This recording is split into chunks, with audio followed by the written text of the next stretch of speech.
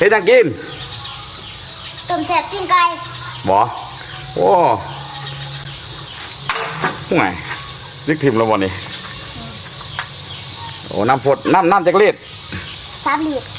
โอ้น้ำ3 ลิตรบ่กับใส่ในไหนน้ำฝดแล้วนี่ผักหอมปอดใส่เลยใส่ลงไปโอ้ยใส่แห้งใส่มีอย่างอีกใบขี้หูด3 ใบโอ้น่ะ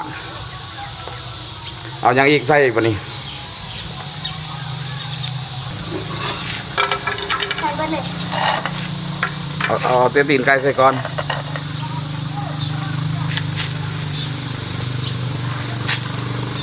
นี่เครื่องในนำเลย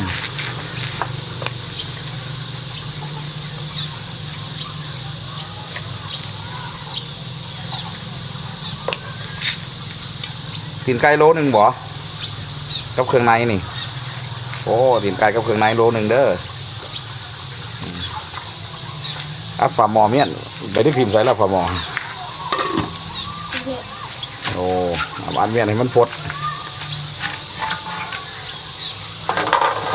อัดเมียนให้มันฟดเลยก็จะค่อยให้ฟดเปื่อยแล้วจะค่อยเอาเครื่องในใส่เอาว่าเบิ่งเครื่องปรุงมีอย่างไรนี่ที่เกี่ยมเมียนนี่ซีอิ๊วดำซีอิ๊วดำ5 บวงซีอิ๊วขาว3 บวงอันนี้เด้อแล้วก็ซอสหอยนางรม3 บวงแล้วก็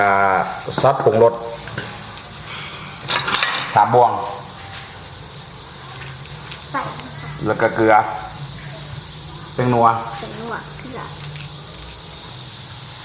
ช่วยพวกหอมบ่โอ้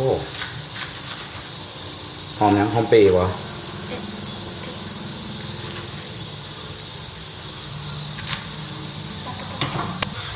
ต้มจิ้มไก่ได้1 ชั่วโมงแล้ว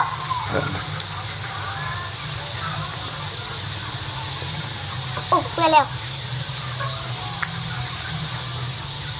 เครื่องในใส่ต่อไปเอาเครื่องในใส่บ่แม่เอาใส่เลยโอ้ตับกับไตวะนี่แม่โอ้แม่สิ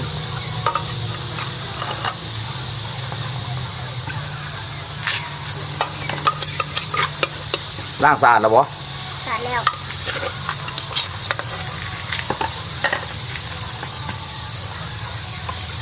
กินไก่เอาเครื่องปรุงใส่เลยบ่ใส่โอ้แห้งดิใส่แล้ว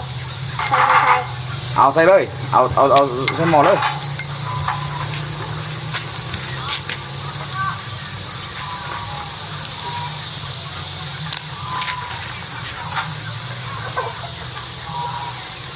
ได้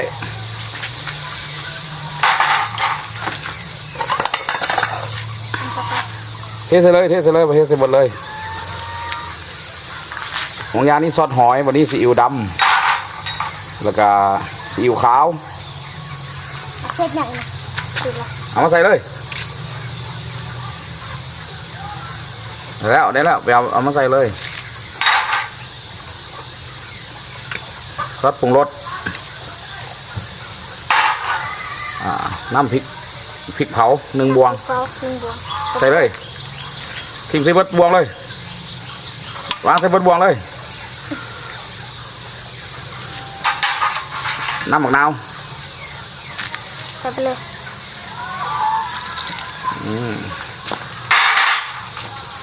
ฝาหม้อน้ำเมี่ยน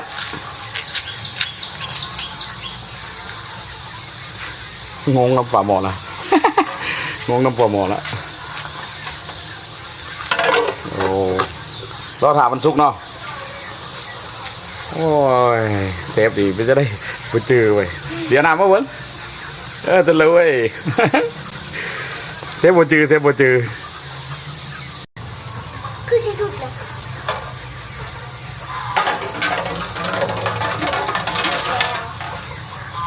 สิเบิ้ง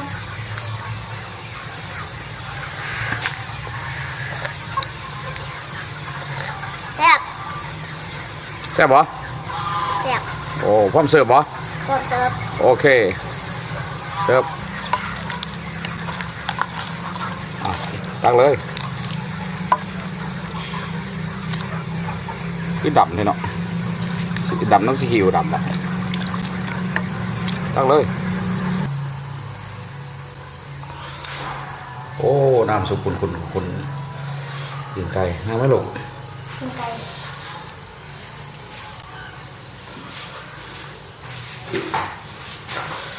สวัสดี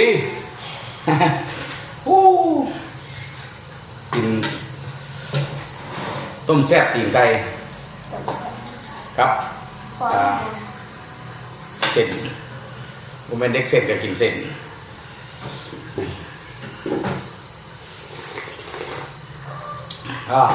นัวดีข้าวดีอ๋อเดี๋ยวลูกตับมันไตตับอีกว่ะไตว่ะ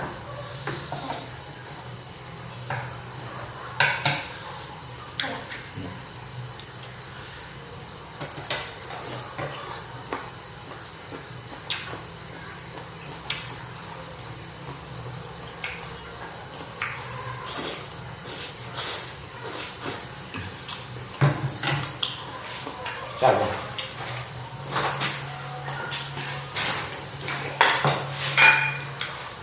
ใช่ป่ะ ใส่หนัง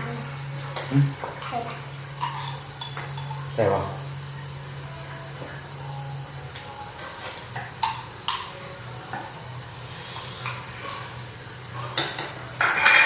โอ้ยมากินน้ำกัน โอ้เฮ็ดแต่4 โมงคำละเฮ็ดแต่4 โมงจะคำ7 โมงแล้วเดี๋ยวนี้ไต่ไฟกินอย่ามืดหน่อยหนึงตีนไปจุดเปื่อย กินสีมัน นัวดี อีกอันหนึง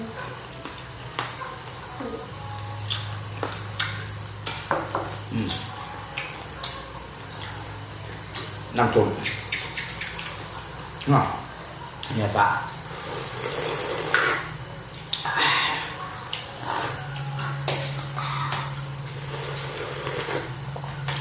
เอามา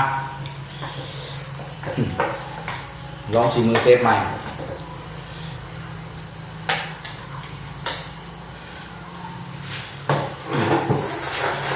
อยากกรอบเลยก่อน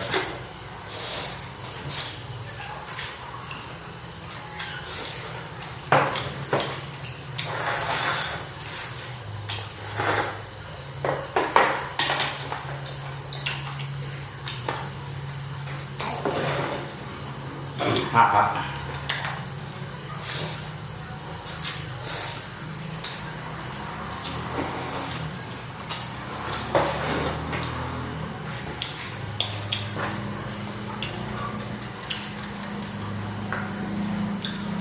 เบิ่งสูตรใน YouTube แล้วก็เฮ็ด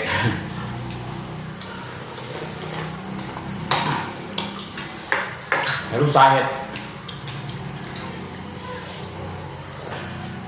ทำมา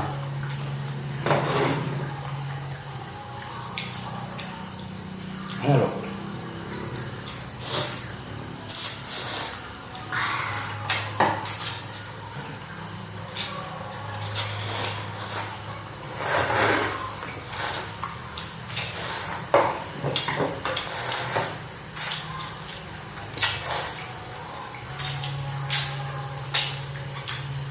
สีเพชรสีดำ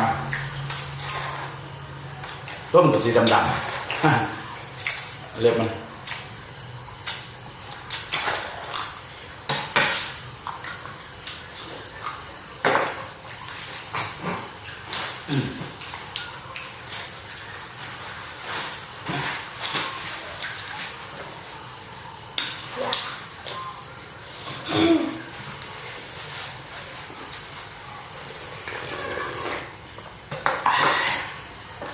นัวดีนัวดี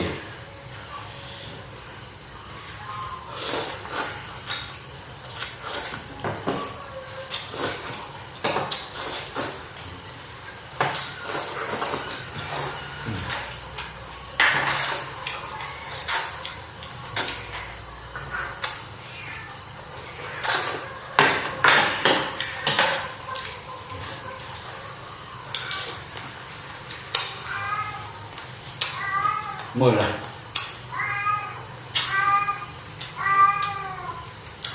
เสียงแมว แนวเลย ยา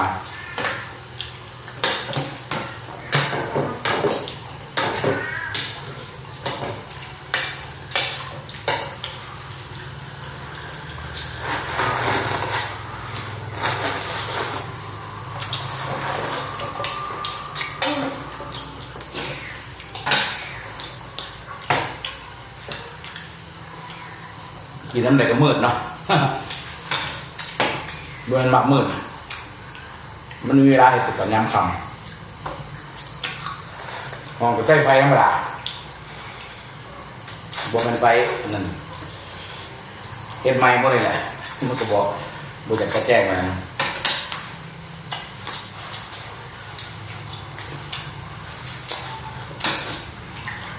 แซ่บบอกตาย แล้ว แซ่บหลายว่ะ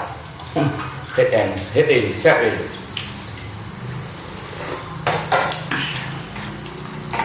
โลหนึ่งน้ำบดเนี่ยทั้งเครื่องในทั้งตีนมันกองบ้านอีกเลยก็ถิ่มมันหลายอ่ะตายบ้าง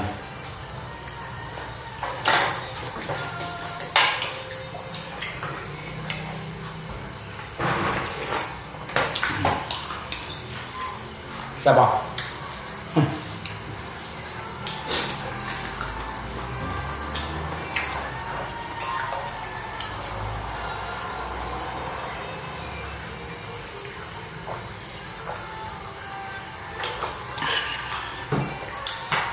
ขอบใจทุกท่านที่ติดตามอำเภอหักสมอย่าลืมกดไลค์กด Subscribe กดกระดิ่งช่องสมคิดแชนแนลบ๊ายบาย